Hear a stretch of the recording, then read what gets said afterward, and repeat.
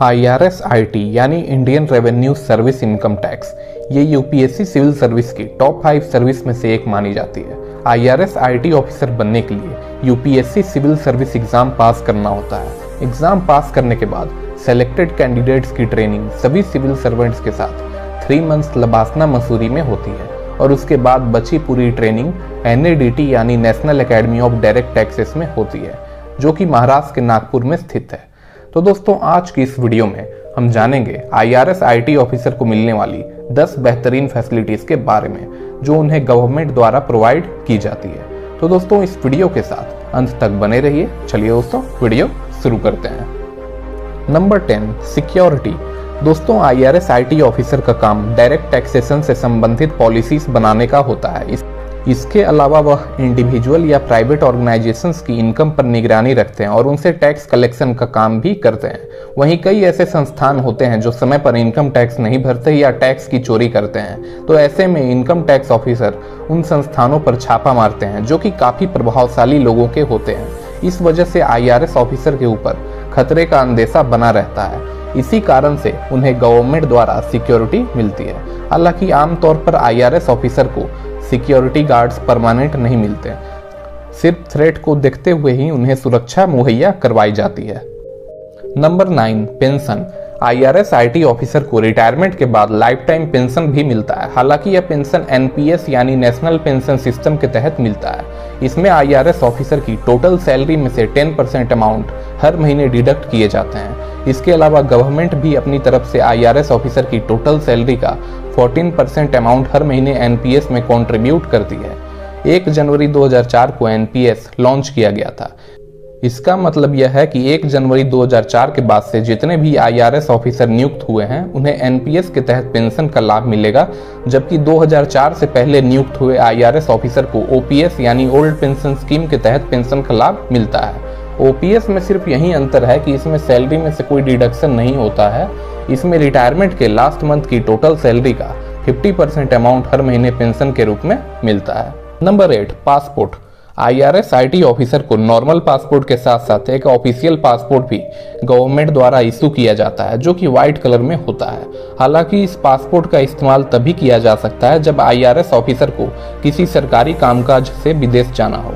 Official passport के जरिए IRS officer का वीजा प्रोसेस काफी जल्दी हो जाता है। इसके अलावा इमिग्रेशन काउंटर पर भी उनसे ज्यादा सवाल नहीं किया जाता। Number 7, vehicle. दोस्तों, IRS-IT ऑफिसर को गवर्नमेंट के द्वारा सरकारी वाहन भी प्रदान किया जाता है। उनके व्हीकल के नेम प्लेट रेड कलर के बैकग्राउंड में होते हैं और उस पे उनका रैंक लिखा होता है। हालांकि उनके व्हीकल में किसी भी तरह की बत्ती नहीं लगी होती, क्योंकि साल 2017 में सभी तरह के बेकन्स पर प्रतिबंध लगा दिया गया था। IRS ऑफिसर को सरकारी वाहन के साथ साथ एक ड्राइवर भी दिया जाता है। इसके अलावा IRS ऑफिसर के सरकारी वाहन के लिए हर महीने एक तय सीमा तक मुफ्त में पेट्रोल भी मिलता है। दोस्तों, IRS ऑफिसर को अपनी पोस्टिंग के लिए प्रेफरेंस के अनुसार सिटी सेलेक्ट करने का ऑप्शन मिलता है। तो दोस्तों, नीचे आप कमेंट बॉक्स में यह कमेंट करके बताओ, अगर आप IRS ऑफिसर के रूप में सेलेक्ट हो जाओगे तो इनमें से एक कौन सा शहर अपनी पोस्टिंग के लिए सेलेक्ट करोगे, नीचे कमेंट में बताएं। Number 6, study leave. यदि IRS ऑफिसर फॉरेन कंट्री से हायर स्टडीज या स्पेशलाइज्ड ट्रेनिंग का कोई कोर्स करना चाहते हैं तो उन्हें गवर्नमेंट के द्वारा स्टडी लीव की फैसिलिटी मिलती है। हालांकि स्टडी लीव लेने के लिए IRS-IT ऑफिसर्स को कुछ कंडीशंस पूरा करना होता है, जिसमें कि उनकी कम से कम 5 साल की रेगुलर सर्विस पूरी होनी चाहिए। इसके अलावा वह जिस भी कोर्स में एडमिशन ले रहे हो उस कोर्स को करने से सिविल सेवक के रूप में उनकी क्षमताओं में सुधार हो सके। IRS ऑफिसर को पूरी सर्विस में स्टडी लीव मैक्सिमम 2 साल तक के लिए ही मिलती है। स्टडी लीव के दौरान IRS-IT ऑफिसर को बिना किसी कटौती के फुल सैलरी भी मिलती है। और दोस्तों, अगर आप यूपीएससी सिविल सर्विस एग्जाम या स्टेट PSC की तैयारी कर रहे हैं तो आप दिशा पब्लिकेशन का NCERT डाइजेस्ट सीरीज परचेस कर सकते हैं। इस सीरीज में आपको 5 बुक्स एक साथ मिलेगी, जिसमें कि history, political science, economics, general science और ज्योग्राफी जैसे सब्जेक्ट्स हैं। हर बुक में क्लास 6 से क्लास 12 तक के NCERT नोट्स 1 लीनियर फॉर्मेट में दिए गए हैं, जिस वजह से इसे पढ़ना और समझना बहुत आसान हो जाता है। अगर इन बुक्स के कंटेंट की बात करें तो कुछ इस तरह का है। इसके अलावा ये books old plus new NCERT का परफेक्ट मिक्स है, मतलब कि ओल्ड और न्यू एनसीईआरटी कॉन्सेप्ट्स का भी हर चैप्टर में अलग से क्लासिफिकेशन किया गया है। इन सभी बुक्स के साथ 150 प्लस आवर्स का फ्री वीडियो कोर्स भी दिया गया है, जो कि सारे एग्जाम पॉइंट ऑफ व्यू से इंपॉर्टेंट एनसीईआरटी कॉन्सेप्ट्स और टॉपिक पर बेस्ड है। यह बुक सेट आपको पुराने और नए एनसीईआरटी में महारत हासिल करने में मदद करेगा।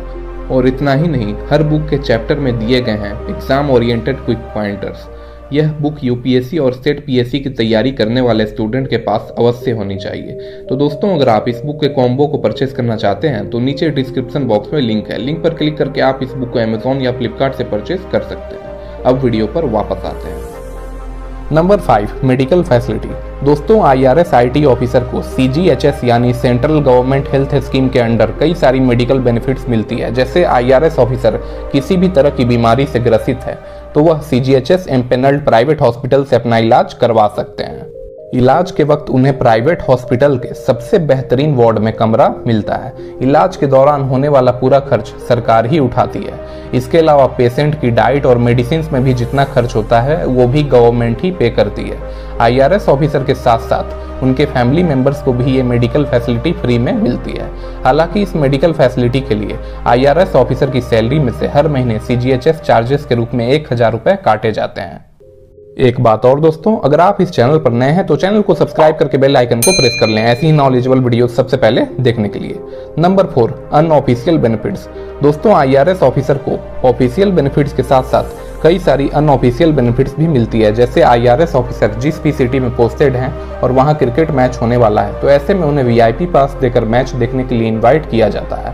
VIP पास के जरिए उन्हें पवेलियन में काफी नजदीक से क्रिकेट मैच देखने का मौका मिलता है। इसके अलावा मैच के दौरान लंच और डिनर भी फ्री में मिलता है। इसके साथ ही अगर गवर्नमेंट द्वारा सांस्कृतिक कार्यक्रम का आयोजन हो रहा हो तो इसके लिए भी उन्हें VIP पास देकर प्रोग्राम के लिए इन्वाइट किया जाता है। Number 3, subsidised electricity and broadband connection. दोस्तों, IRS IT ऑफिसर को गवर्नमेंट के द्वारा इलेक्ट्रिसिटी बिल्स में काफ़ी ज़्यादा सब्सिडी मिलती है। इसके अलावा गवर्नमेंट की ओर से फ्री में ब्रॉडबैंड कनेक्शन भी उपलब्ध कराया जाता है। इसके साथ ही फ्री में BSNL सिम्स भी दी जाती है और रिचार्ज में डिस्काउंट भी मिलता है। Number 2, official trips.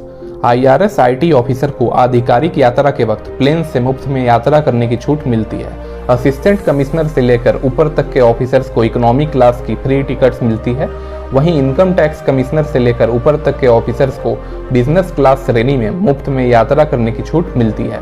इसके अलावा आधिकारिक यात्रा के वक्त ट्रेन से भी फ्री में यात्रा करने की अनुमति मिलती है।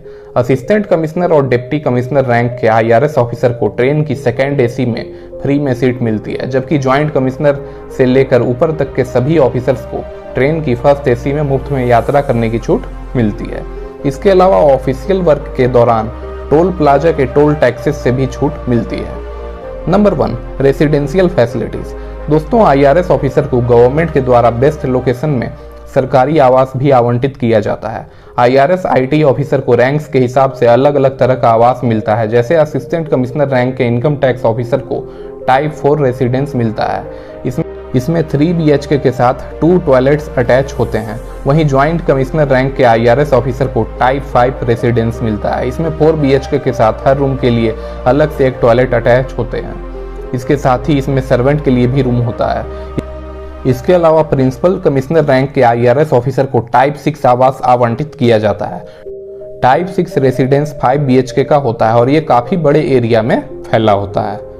तो दोस्तों, आज का हमारा वीडियो यहीं पर समाप्त होता है। अगर वीडियो अच्छा लगा तो इस चैनल को सब्सक्राइब करके बेल आइकन को प्रेस कर लें। चलिए दोस्तों, मिलते हैं अगली वीडियो में, तब तक के लिए जय हिंद, वंदे मातरम।